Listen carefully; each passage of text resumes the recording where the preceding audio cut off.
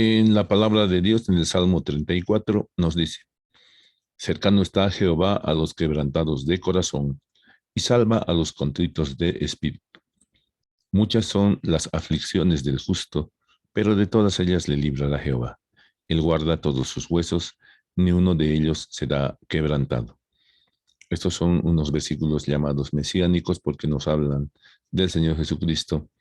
Si ustedes se acuerdan de la historia de la crucifixión, pues quebraban los huesos a los que quedaban vivos y pues Jesús ya estaba muerto, por lo tanto no le quebraron nada de sus huesos, simplemente lo dejaron ahí para que lo descuelguen y lo entierren. Así como Dios cuida los huesos de su Hijo amado, Él también nos cuida. Exactamente, no diremos literalmente los huesos, pero nos va cuidando todo en nuestras actividades y en nuestro cuerpo. Tengan ustedes un cordial saludo. Estamos en la Facultad de Medicina de la Universidad Mayor de San Andrés. Somos la Facultad de Medicina, Enfermería, Nutrición y Tecnología Médica. Nuestra cátedra es la de Anatomía Humana y vamos a hablar en esta oportunidad del tema de osteología del miembro torácico en una primera parte.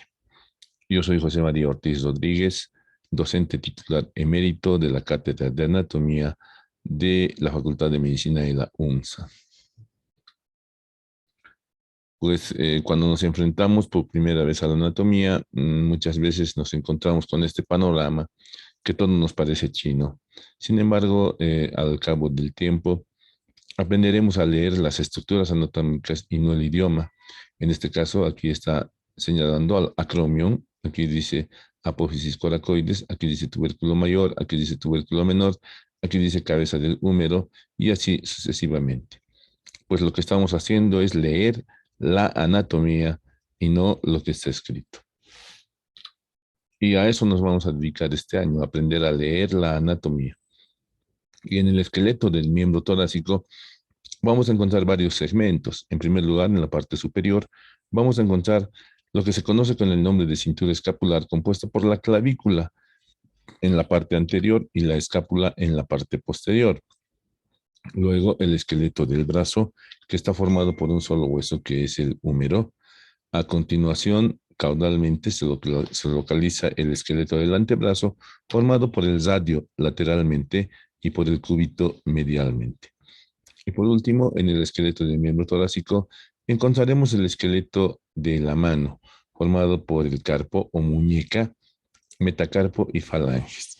En realidad, el carpo no vendría a ser completamente parte de la mano, sería una región intermedia entre el antebrazo y la mano propiamente dicha.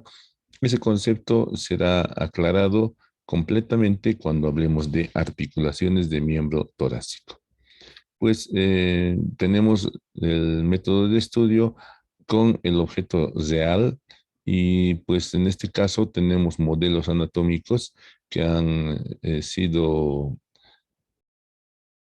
fabricados en los últimos años masivamente, que han hecho que estos se abaraten. Pues si nosotros tenemos un modelo de estos que son muy parecidos al objeto real, nos veremos beneficiados en el estudio de la osteología del miembro torácico. Pero lo ideal es tener el objeto real de estudio, como es el caso de estas compañeras de fisioterapia, bueno, las cuales ya son todas licenciadas y que están estudiando en el anfiteatro el esqueleto del miembro superior. Pues comenzaremos con la cintura escapular, donde hemos mencionado a la clavícula como hueso anterior y la escápula como hueso posterior. Como hemos visto en las invariantes, la clavícula es un hueso largo. La clavícula se extiende desde el esternón hasta el acromión y se localiza en la parte antero superior del tórax. La clavícula es un hueso largo aplanado.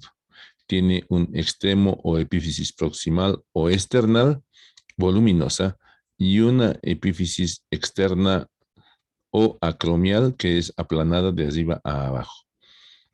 En este caso estamos viendo la anatomía de superficie de la clavícula y también podemos ver que hacia la clavícula se dirige uno de los fascículos del esternocleidomastoideo, insertándose en la cara superior, y la clavícula está delimitando por arriba a esta depresión que se llama fosa supraclavicular y debajo a esta otra depresión que se denomina fosa infraclavicular, que topográficamente nos sirve para localizar estructuras profundas en estas regiones. Por ejemplo, en el hueco infraclavicular, nosotros podemos palpar la apófisis coracoides, y la apófisis coracoides nos estará señalando que medialmente a ella se encuentra el plexo braquial y podemos hacer bloqueos del plexo braquial a ese nivel. La clavícula tiene una cara superior y una cara inferior. Aquí estamos viendo una cara superior, la cara superior de la clavícula, y además estamos dividiendo a la clavícula en tres partes para decir que el tercio interno o los dos tercios internos o mediales de la clavícula tienen convexidad anterior y el tercio externo tiene concavidad anterior. Tiene una cara superior, la cara inferior que está al lado opuesto de la que estamos viendo, un borde posterior, un borde anterior, un extremo external voluminoso y un extremo acromial aplanado de arriba a abajo. Pues empezaremos a ver los extremos y aquí estamos viendo precisamente el extremo acromial, que presenta una superficie articular plana elíptica orientada lateralmente, caudalmente y anteriormente. Tres tipos de orientación: lateralmente, caudalmente y hacia adelante, y se apoya a una superficie articular en sentido opuesto en la cara anterior o borde anterior del acromion escapular. Ahí estamos viendo precisamente el extremo aplanado de arriba abajo. Este otro con el número 1 es el extremo external, que es voluminoso. Y el extremo interno o external, que es el más voluminoso, pues nos presenta una superficie articular en forma de silla de montar, convexa en sentido vertical, convexa en sentido vertical y cóncava en sentido anteroposterior, cóncava en sentido anteroposterior, que va a acomodarse exactamente a una superficie opuesta que se encuentra en la escotadura clavicular del esternón. Las caras, la cara superior de la clavícula, que estamos viendo un tórax visto de arriba con las clavículas y las escápulas rodeándolo. Entonces, la cara superior de la clavícula es lisa, simplemente nos presenta cerca a su extremo external una superficie algo rugosa para la inserción del músculo esternocleidomastoideo. En la cara inferior, ¿qué es lo que vamos a encontrar? Vamos a encontrar un amplio y largo canal que ubica la mayor parte del tercio medio, y en ese canal vamos a encontrar un labio anterior y un labio posterior donde se inserta la aponeurosis clavipectoro axilar. El canal se llama canal subclavio porque da inserción al músculo subclavio. Y en la parte externa de este canal generalmente se encuentra este orificio que corresponde al orificio nutricio principal de la clavícula. Medialmente, cerca al extremo external, encontraremos esta gran tuberosidad, la tuberosidad costal, que da inserción al ligamento costoclavicular. Lateralmente, vamos a encontrar en la cara inferior de la clavícula una serie de rugosidades, donde se destaca una que se dirige en sentido anteroposterior, que es el tubérculo trapezoide, y en la concavidad, en la convexidad del borde posterior, una saliente más pequeña, que es el tubérculo conoide. Ambas en conjunto están formando la tuberosidad coracoidea porque están muy relacionadas con el apófisis coracoides. Aquí tenemos el borde anterior convexo hacia adelante en sus dos tercios internos, cóncavo hacia adelante en su tercio externo. Y el borde posterior, pues con curvaturas inversas, ¿no? Los dos tercios mediales serán cóncavos vistos desde atrás y el tercio externo será convexo visto desde atrás. ¿Cuáles son las inserciones de la cara superior? Solamente el esternocleidomastoideo con su fascículo clavicular. Sin embargo, las inserciones de los bordes invaden la cara superior. Es así que en el tercio externo, en el borde posterior, se inserta el músculo trapecio y en el borde anterior se inserta el músculo deltoides, ¿sí? En el borde anterior, en los dos tercios internos, se inserta el músculo pectoral mayor. En la cara inferior de la clavícula, como habíamos mencionado, en el canal que se encuentra en su tercio medio, se inserta el músculo subclavio. En la tuberosidad costal se inserta este gran ligamento, el ligamento costoclavicular. Y en la tuberosidad coracoidea, aquí está la apófisis coracoides, se insertan el ligamento trapezoide, el ligamento conoide y otros ligamentos que no están aquí mencionados, como son el coracoclavicular medial y el coracoclavicular lateral. En los labios del canal subclavio se inserta la aponeurosis clavipectoroaxilar. Bueno, ya hemos mencionado las inserciones de los bordes. En el borde posterior, en el tercio externo, hemos dicho que se inserta el trapecio y en su extremo interno se insertan dos músculos de la región supra e infraioidea, que son los músculos externo tiroideo y esternocleido ioideo. En el borde anterior se insertan en el tercio externo el deltoides y en los dos tercios internos el músculo pectoral mayor. En esta imagen estamos viendo la proyección de superficie de la clavícula que fácilmente puede ser palpada en las personas magras, tanto en su cara inferior como en su borde posterior. Con maniobras se puede palpar la clavícula. Aquí vemos una clavícula normal en este estudio imagenológico, donde los dos tercios mediales son convexos hacia adelante y el tercio lateral cóncavo hacia adelante, articulándose con el acromion y la parte interna articulándose con el esternón. Aquí estamos viendo una separación de la articulación acromioclavicular, ya esa es una luxación. Aquí estamos viendo una fractura de la clavícula y luxación acromioclavicular. Pues en fractura de clavícula, si no contamos con los medios para la solución definitiva que es quirúrgica en la mayor parte de los casos, pues podemos acomodar a la clavícula en su lugar por medio de este vendaje que se llama vendaje en 8 de guarismo. Este vendaje en 8 de guarismo nos ayuda a mantener a la clavícula en su lugar y si nosotros afrontamos los dos extremos del foco de fractura, pues con esta venda incluso puede el paciente llegar a sanar de su fractura de clavícula. Bueno, enseguida veremos a la escápula u omóplato, donde se localiza en la parte posterior superior del tórax. Aquí estamos viendo su anatomía de superficie y de proyección. En este otro lado estamos viendo al borde interno de la escápula, al borde externo de la escápula. La escápula es un hueso plano que tiene forma triangular, como ustedes están viendo. Tiene un borde superior, un borde interno o espinal, un borde externo o axilar, una cara posterior que es esta y una cara anterior que está apoyada sobre el tórax a nivel de las costillas 2, 3, 4, 5, 6, 7 y en ocasiones hasta la octava costilla.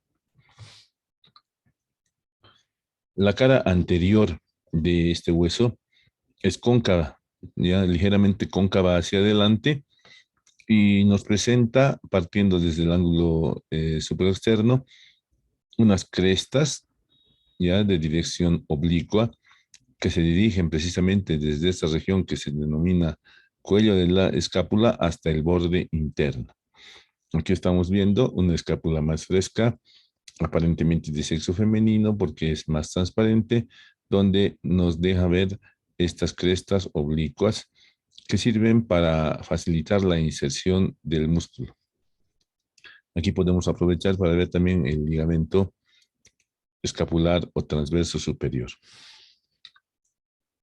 ¿Cuáles son las inserciones en la cara anterior de la escápula, en la fosa subescapular?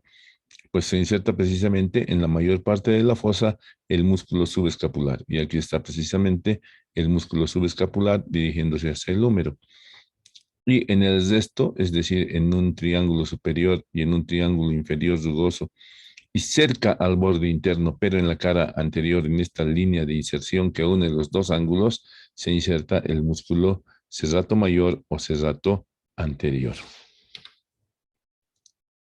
En la cara posterior de la escápula vamos a ver la presencia de una gran saliente ósea, que es la espina del omóplato, que se continúa lateralmente con el acromio.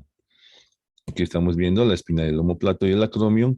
La espina del omóplato o de la escápula está separando en la cara posterior una parte superior que se denomina fosa supraespinosa y una parte inferior denominada fosa infraespinosa.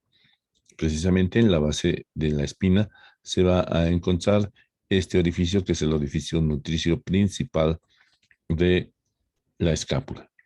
La fosa supraespinosa y la fosa infraespinosa se hallan en comunicación por medio de esta escotadura denominada escotadura espinoglenoidea, porque está en relación con la cavidad glenoidea de la escápula y la espina. Pues ahí estamos viendo el acromion como continuación lateral de la espina. El borde posterior de la espina, que es bastante grueso, se puede palpar en su totalidad en la región posterior. El borde posterior de la espina tiene un labio superior, un labio inferior, un intersticio. El intersticio nos presenta en su tercio medio un engrosamiento que corresponde a la inserción de los fascículos importantes del trapecio. Lateralmente la espina se prolonga hacia esta otra saliente llamado acromion, que está aplanada de arriba a abajo. Tiene un borde interno, tiene un borde externo. En el borde interno, cerca a su vértice, se encuentra la superficie para la articulación acromio-clavicular. Y precisamente aquí está la clavícula articulándose con el acromion en su borde interno cerca al extremo anterior. Ahí estamos viendo a la espina y a la espina pues la vamos a dibujar. Ahí está su borde adherente o interno, ahí está su borde externo y ahí está el borde posterior que hemos dicho que es rugoso. Y ahí está la fosa supraespinosa y ahí está la fosa infraespinosa. Y en medio, lo que está comunicando ambas fosas es la escotadura espinoglenoidea. Y ahí está el acromion escapular.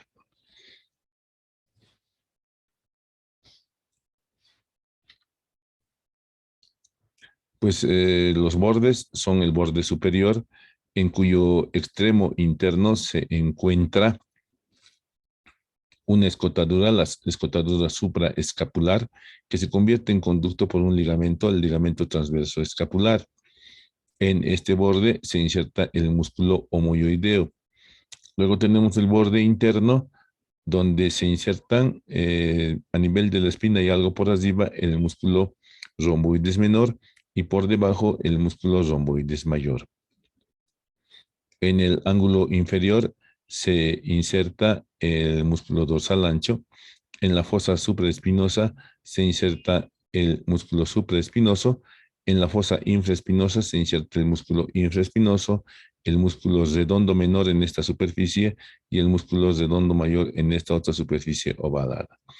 En la espina y el acromion, en el borde superior, intersticio de la espina y borde interno del acromion, se inserta el músculo trapecio y en el borde inferior de la espina y borde externo del acromion se inserta el músculo deltoides. Este es el tubérculo infraglenoideo donde se inserta la cabeza larga del bíceps. Y ahí están precisamente las inserciones. Ahí lo tenemos al músculo trapecio en toda su superficie,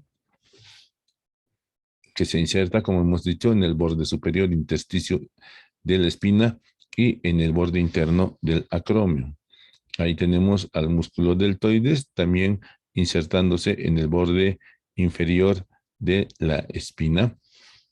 Luego tenemos al músculo infraespinoso y ahí lo tenemos al músculo redondo menor que se inserta en esta superficie ovalada en la fosa infraespinosa y debajo de él se inserta el músculo redondo mayor. Y en el ángulo está cruzando por ahí, insertándose el músculo dorsal ancho o latísimo del dorso. También vamos a ver en la cara posterior y en los ángulos en realidad, o en los bordes en realidad, ya aquí la inserción de este músculo, que es el músculo angular del omóplato o elevador de la escápula.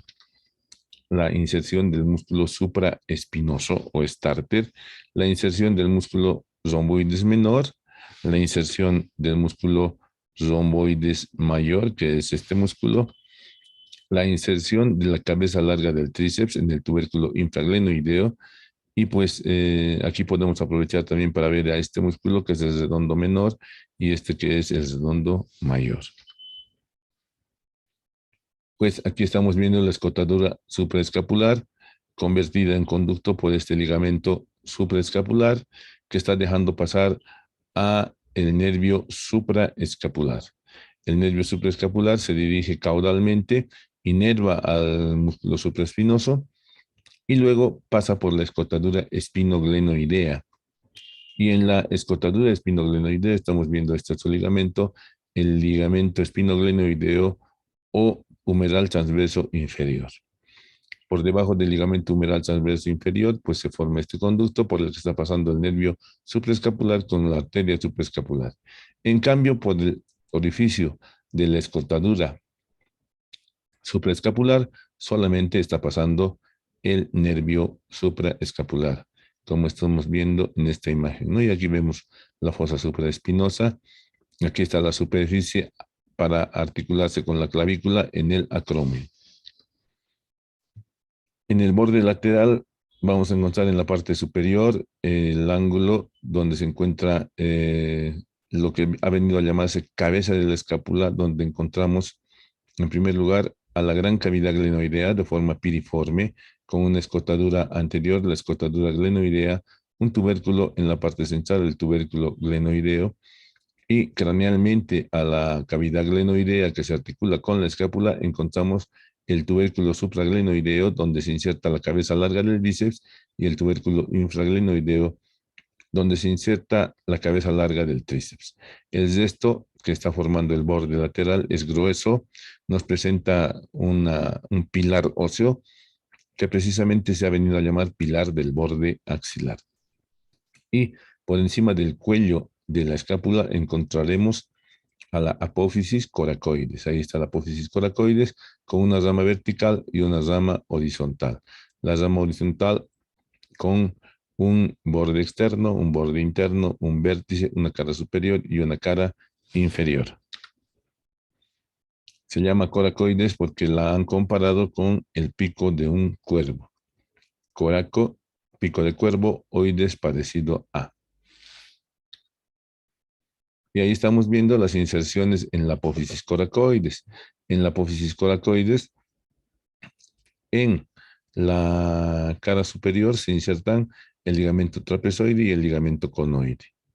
¿Sí? El coracoclavicular lateral y el coracoclavicular medial. En el vértice se inserta el ligamento acromio coracoideo. Perdón, en el borde externo se inserta el ligamento acromio coracoideo. En el vértice de la apófisis coracoides se inserta el tendón de la cabeza larga o cabeza corta del bíceps junto con el músculo coracohumeral.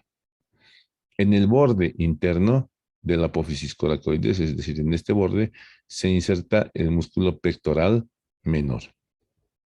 Y en el vértice se inserta también el ligamento suspensorio del húmero. Ahí está la cavidad glenoidea, que es más ancha por abajo y más estrecha por arriba. Nos presenta esta escotadura, la escotadura glenoidea, y al centro la tuberosidad glenoidea o tubérculo glenoideo, que se regulariza con la presencia del cartílago hialino. La cavidad glenoidea se articula con la cabeza humedal. Y aquí estamos viendo pues la técnica palpatoria de la escápula en personas delgadas, como en este caso verán, se puede palpar la cara anterior de la escápula. Pero lo que más se palpan siempre son los bordes, ahí estamos palpando la espina.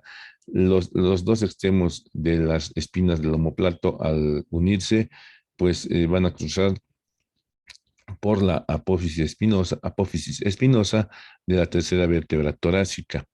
Muy importante para localizar de ahí para arriba las otras vértebras y de ahí para abajo las vértebras inferiores. Aquí está palpando la fosa subescapular y aquí estamos viendo la apófisis coracoides en el hueco infraclavicular, punto de referencia importante para el bloqueo de plexo braquial en la región axilar. Ahí imagenológicamente, ahí está la apófisis coracoides, ahí está la apófisis coracoides, ahí está el acromión, ahí está el acromión, ahí está la cavidad glenoidea y el borde interno de la escápula. Aquí estamos viendo, prácticamente lo han acomodado de costado a la escápula y estamos viendo el acromion, la clavícula, la apófisis coracoides, la fosa supraespinosa, la fosa infraespinosa. Y en esta radiografía, pues claramente se ve la fosa supraespinosa, la fosa infraespinosa, la apófisis coracoides y el acromion y la clavícula. Esta es una radiografía axial para ver la cavidad glenoidea. Pero aquí estamos viendo además la clavícula, estamos viendo todo esto de la escápula, la cabeza del húmero. Y aquí hay una imagen de resonancia magnética nuclear donde nos está mostrando una luxación de la articulación externo-clavicular.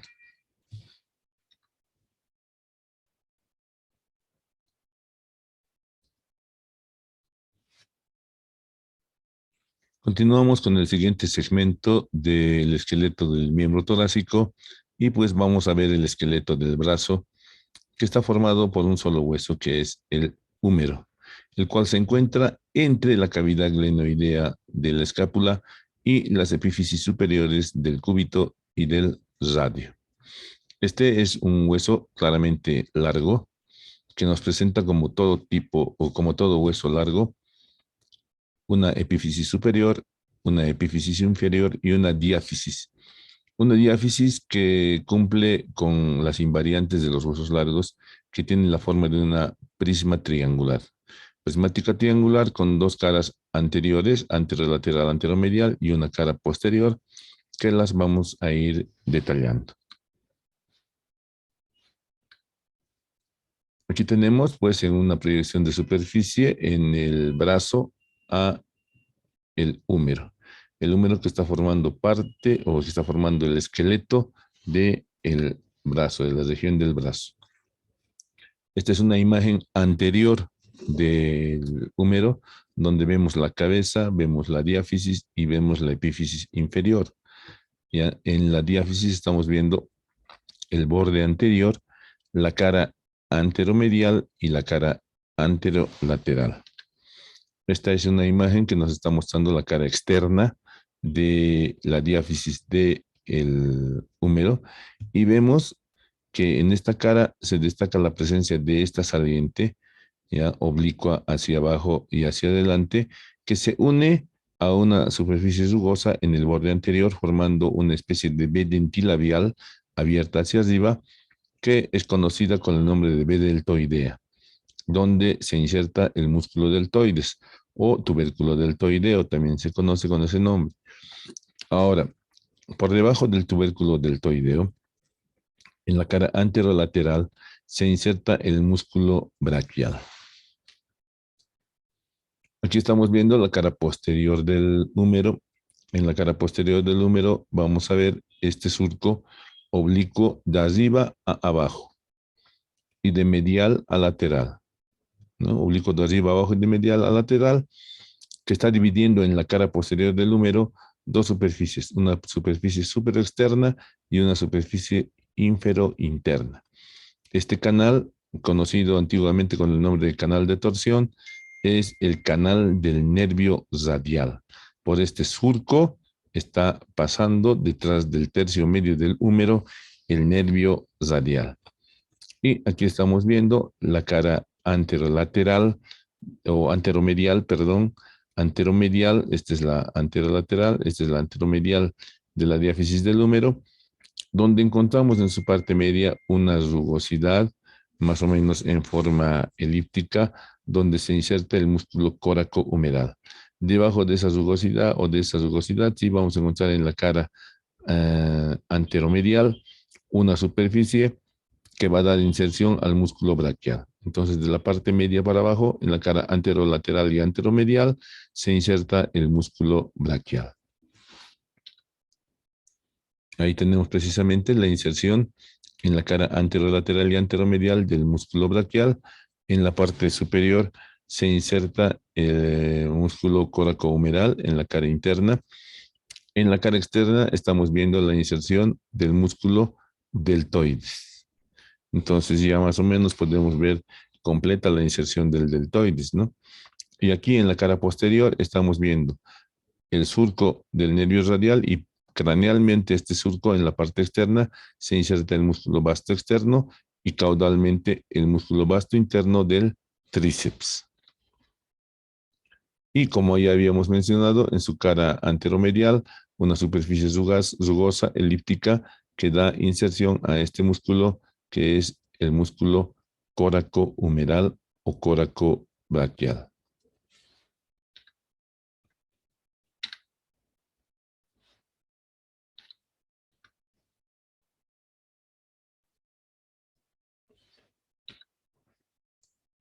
La epífisis superior.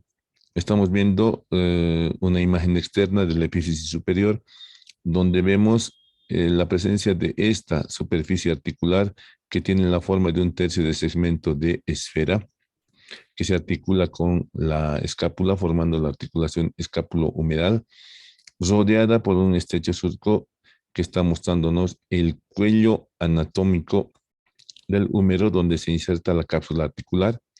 Lateralmente vamos a encontrar el tubérculo mayor del húmero y anteriormente encontraremos el tubérculo menor con una cresta que la prolonga hacia abajo. Lo propio en el tubérculo mayor hay una cresta que prolonga hacia abajo y entre ambos tubérculos y sus crestas encontraremos este canal, el canal del tendón de la cabeza larga del bíceps. Y en la unión de la epífisis superior con la diáfisis encontraremos el cuello quirúrgico del húmero. Aquí estamos viendo la cara externa de la epífisis superior del húmero, donde podemos ver hacia allá la cabeza, el cuello anatómico, el tubérculo menor por delante con la cresta que le continúa hacia abajo. Todo este es el tubérculo mayor con su cresta de continuación caudalmente, el canal del tendón bicipital. Y en el tubérculo mayor estamos viendo tres facetas. Una faceta superior para la inserción del supraespinoso, una faceta media para la inserción del infraespinoso y una faceta inferior para la inserción del músculo redondo menor. Aquí estamos viendo medialmente la epífisis superior y aquí vemos muy claramente que la cabeza tiene la forma de un segmento de esfera. Ahí vemos el cuello anatómico donde se inserta en la mayor parte de su recorrido en la cápsula articular, excepto en la parte inferior donde la cápsula articular se prolonga hacia el cuello mismo del húmero, hacia el cuello quirúrgico del húmero, a 1 o 2 centímetros por debajo del cuello anatómico. Y aquí estamos viendo una imagen posterior donde nuevamente podemos ver claramente la cabeza del húmero. Ahí está el tubérculo mayor con su faceta superior para el supraespinoso, su faceta media para el infraespinoso y su faceta inferior para el músculo redondo menor.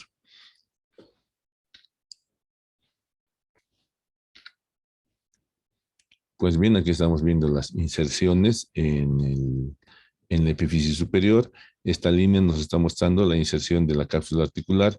En el tubérculo menor se inserta este músculo que es el subescapular. ¿Ya? En la cresta que continúa caudalmente al tubérculo mayor se inserta el músculo pectoral mayor. Y en el fondo del canal intertubercular o corredera bicipital se inserta el músculo dorsal ancho. Y sobre la misma cresta que está debajo del tubérculo menor, se inserta el músculo redondo mayor. El redondo mayor que está viniendo desde atrás hasta aquí adelante. Ahí está precisamente el redondo mayor terminando a este nivel. Y aquí estamos viendo la cabeza larga del bíceps recorriendo este canal intertubercular para insertarse en el tubérculo supraglenoideo. Y nuevamente más de lo mismo, ¿no ve? En la faceta superior se inserta el supraespinoso, en la faceta media del tubérculo mayor el infraespinoso y en la faceta inferior el redondo menor. Ahí está el supraespinoso, infraespinoso y redondo menor. Faceta superior, faceta media y faceta inferior. Y por detrás de el cuello quirúrgico, o perdón, del cuello quirúrgico, está pasando en el húmero el nervio circunflejo, una relación importante. Y en el canal del nervio radial, obviamente estará surcado por el nervio radial en la cara posterior del tercio medio del húmero. Entre el eje de la diáfisis y el eje de la cabeza humeral se forma un ángulo que se ha venido a llamar ángulo de inclinación, cuya dimensión normal es de aproximadamente 130 grados. En la epífisis inferior vamos a encontrar que es aplanada de adelante a atrás y vamos a encontrar una superficie articular central que está formada medialmente por esta superficie llamada tróclea y lateralmente por esta otra que se llama cabeza o capítulo humeral o cóndilo. Por arriba del capítulo vamos a encontrar una depresión poco profunda que es la fosita radial que sirve para que la cabeza y cúpula del radio se acomoden en esta fosita durante los movimientos de flexión del codo. Por arriba de la tróclea encontraremos la fosita troclear o supratroclear, que también tiene el mismo objetivo. El pico de la apófisis coronoides del cúbito se introduce en esta depresión durante los movimientos de flexión del antebrazo. En la superficie articular, esta es la tróclea que tiene una garganta, una vertiente medial muy saliente y una vertiente lateral, y este es su vértice. Este es el cóndilo o cabeza o capítulo humeral que presenta para separarse de la tróclea un canal, el canal capítulo troclear. Desde el fondo de ese canal hasta el vértice, desde el fondo del canal hasta el vértice de la vertiente externa, se delimita esta zona. Esta zona que si la separamos tiene la forma de un cono y esta es la zona que se ha venido a llamar zona conoide. Ahora, lateralmente a la troclea vamos a encontrar el tubérculo epicondilio medial y lateralmente al capítulo el tubérculo epicondilio lateral. Por arriba de ambos epicóndilos vamos a encontrar estas crestas muy filosas que sirven para la inserción de los tabiques intermusculares. Sin embargo, en la cresta supraepitroclear lateral se insertan el músculo brachioradial y el extensor radial largo del carpo.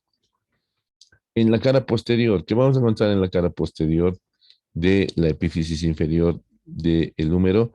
Encontraremos pues la parte posterior de la tróclea.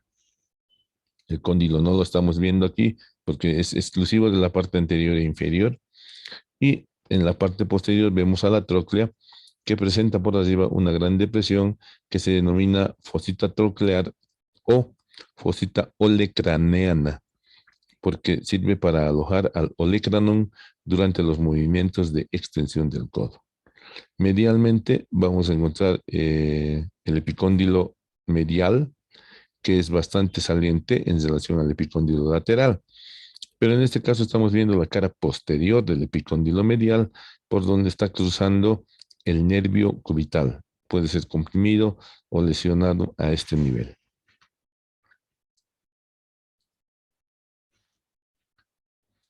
Y aquí estamos viendo por abajo precisamente las superficies articulares del epífisis distal. Ahí está la tróclea con su vertiente interna muy voluminosa, su vertiente externa menos voluminosa, el capítulo humeral, y ahí está la zona conoide. Aquí estamos viendo lateralmente al epífisis distal, pues esta es la vista lateral y esta es la vista medial. Medialmente y lateralmente presentan estas crestas supraepicondíleas lateral y medial. Ahí está la superficie articular. Por aquí tendría que estar pasando el nervio cubital. Y pues en el epicóndilo medial, que es el más voluminoso, ¿qué vamos a encontrar? El cruce del nervio cubital, además de la inserción del músculo flexor cubital del carpo. Flexor cubital del carpo con este subfascículo humeral. Además, como hemos dicho, por el canal de la cara posterior del epicóndilo medial está pasando el nervio ulnar. En el epicóndilo medial, ¿qué más se inserta? Pues se inserta cerca de su extremo inferior el músculo flexor común superficial de los dedos y los músculos epicondíleos mediales que son el pronador redondo, el flexor largo del pulgar, el flexor palmar, el, el flexor cubital del carpo.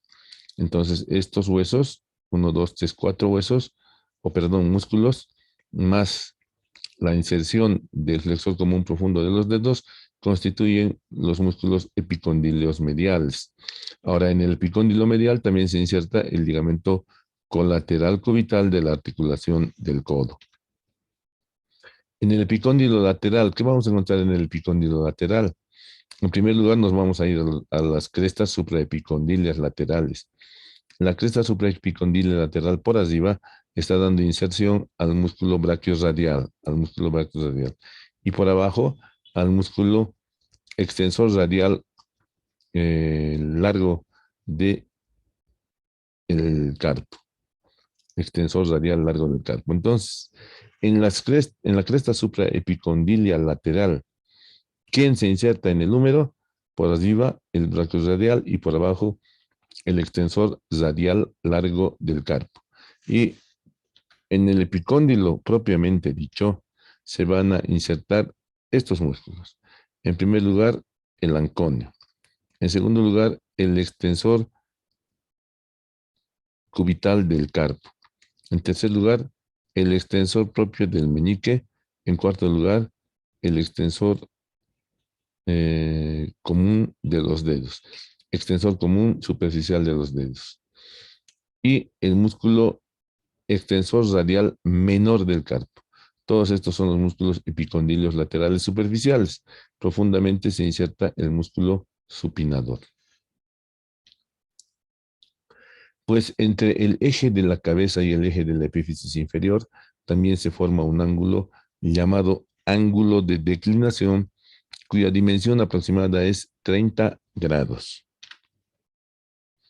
Aquí estamos viendo imágenes que corresponden a radiografías de la epífisis superior del húmero, en realidad de todo el hombro. Ahí vemos la cavidad glenoidea de la escápula, ahí vemos el acromion, ahí vemos la clavícula, y en este caso para nosotros estamos viendo la cabeza del húmero, el tubérculo mayor, el tubérculo menor, el canal intertubercular, pero nosotros podemos reconocer ya estructuras normales en una radiografía. Y en esta radiografía pues estamos viendo algo anormal. Estamos viendo una alta densidad de la cabeza humeral y de este elemento. Son elementos metálicos que están formando las prótesis de la articulación escapulohumeral. ¿Qué pasa si el húmero se fractura en su tercio medio? Pues puede lesionar el nervio radial y producir la mano caída del radial. ¿Qué pasa si se lesiona en el codo? En este tipo de fracturas conminutas puede quedar atrapado el nervio mediano, con parálisis del nervio mediano, o puede ocurrir también fractura o lesión del nervio cubital, con parálisis del nervio cubital. Ahí tenemos una fractura de tercio medio que si ha corrido con suerte, pues no ha seccionado el nervio radial y aquí la vemos ya medio consolidada con su callo a la fractura. Pues el húmero en su extremo inferior se continúa con la parte superior del cúbito medialmente y del radio lateralmente. Posteriormente, también veremos que en la fosita olecraneana se está introduciendo el olecranon del cúbito. Y aquí en esta foto de perfil estamos viendo la tróclea introduciéndose en la escotadura troclear del cúbito. Esta es la primera parte entonces de osteología de miembro torácico. Espero que les sea de utilidad y nos veremos en la segunda parte. Muchas gracias.